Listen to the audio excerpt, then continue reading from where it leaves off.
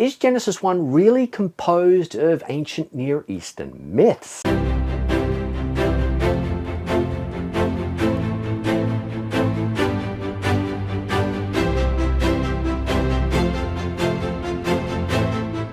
Well, g'day, it's Ken Coulson here at Creation Unfolding. Now, in part 1, we discussed John Walton's cosmic temple, where he believes that Genesis 1 does not describe the creation of material objects at all, but instead it's a record of God assigning certain aspects of the material creation that were already present with functions.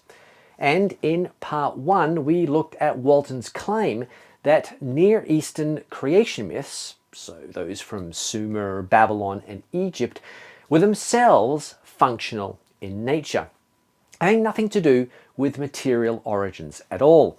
Walton then uses this similarity to claim that the ancient Hebrews thought about creation in much the same way.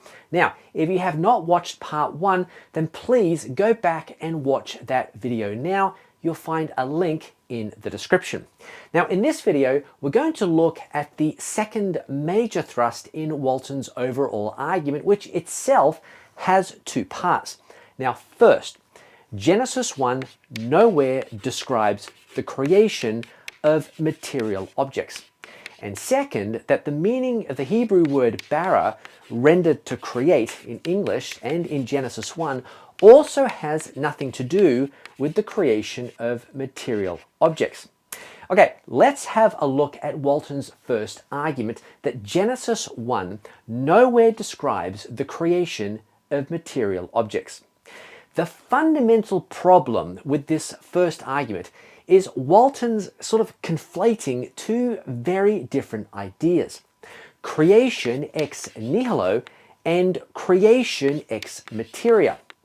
Creation ex nihilo means creating something out of nothing, and creation ex materia means creating something from some other object or objects. Now, in fact, apart from the events of day 1 and the creation of the sun, moon, and stars on day 4, everything else in Genesis 1, it could feasibly have been fashioned from other material objects. You know, we can think of this kind of creation in terms of differentiation and separation. It's a concept that should immediately cause one's theological ears to prick up. Throughout the Bible, God is constantly separating things out. He separates Abraham out from the pagans, Israel from the nations, David from his brothers, and the church from the world. Yet just because God separates out and forms one object from another, it in no way mitigates his creational manipulation of material objects.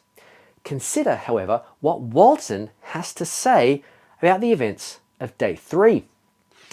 Day 3 uses secondary and passive terms for God's involvement. Let the water be gathered, let the dry land appear, therefore it already exists, and let the land produce vegetation. No new material objects are formed on day 3. But how can Walton say no new material objects are formed? True, no material object was made ex nihilo, but that God made new material objects on day 3, I mean, it's categorical. He created an entire biosphere.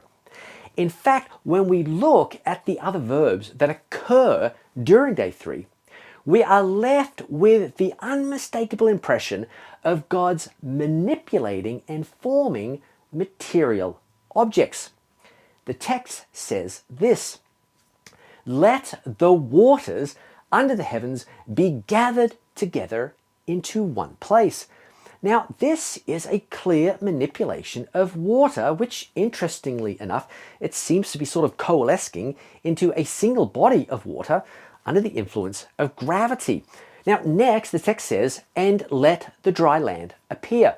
This seems to indicate, given the context, sort of an upward or vertical movement and subsequent shaping of that which was hidden under the waters, which of course is the land. Now, in verse 11, we read, "Let the earth sprout vegetation, plants yielding seed, and fruit trees bearing fruit in which is their seed, each according to its kind on the earth. The earth brought forth vegetation, plants yielding seed according to their kinds, and trees bearing fruit in which is their seed, each according to its kind." Just because these verses describe creation ex materia, it in no way limits the clear meaning of the text.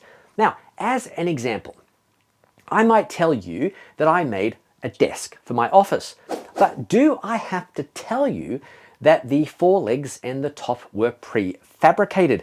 Or taking it even further back in time, do I have to tell you that the legs and the top came from felled trees in order for you to accept the notion that something new, in this case the desk, came into being? You see, it really doesn't matter that an object came into existence ex nihilo or through the manipulation of pre-existing matter. Either way, something new was created. Now, let's not miss the forest for the trees here. Creational verbs such as "let it be" clearly indicate that God is creating things. Walton's claim that no new material objects are formed on day 3 is assuming that no objects were created ex nihilo. If, however, God formed a global ocean, dry land, and vegetation ex materia out of other objects, then Walton's statement is untrue and his whole thesis is weakened. Now, in part 3, we will look at Walton's claim that the Hebrew word bara, translated in English as to create, should carry a functional only interpretation.